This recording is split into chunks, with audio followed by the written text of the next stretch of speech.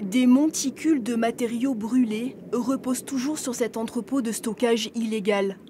2 ans que les habitants de Saint-Chamas passent devant ces montagnes de plastique, pneus, bois et autres gravats calcinés, amassés là dans le cadre d'un vaste trafic de déchets. Restent sur place 12 800 tonnes dont l'évacuation est estimée à 3 millions d'euros. Qui va gérer le déblaiement? Qui va payer? Rien n'est acté car le terrain sur lequel il se trouve est privé. Il faut impérativement que la collectivité soit propriétaire du terrain. Nous essayons d'acheter de façon amiable ce terrain.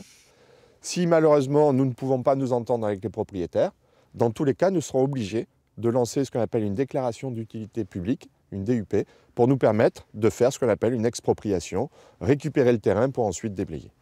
Une étape incontournable pour obtenir les financements nécessaires en vue d'assainir le terrain.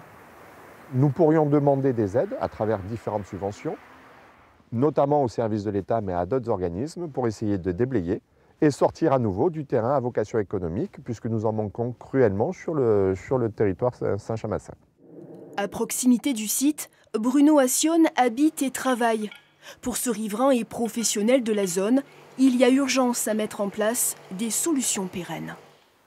La présence de ces déchets, ils attirent d'autres déchets. Il y a des gens qui prennent ça pour une déchetterie sauvage et ils vont jeter. Dernièrement, il y avait un canapé qui était au bord de la route que les gens se sont débarrassés, alors que la vraie déchetterie de Saint-Chamas se trouve à quelques mètres de là. Une étude environnementale mandatée par l'État, qui a procédé à l'évacuation de 8% des déchets de l'incendie, a montré qu'il n'y a pour l'instant pas de traces de pollution dans l'air, les sols et les nappes phréatiques. Toutefois, pour les habitants de Saint-Chamas, la pollution visuelle est toujours là.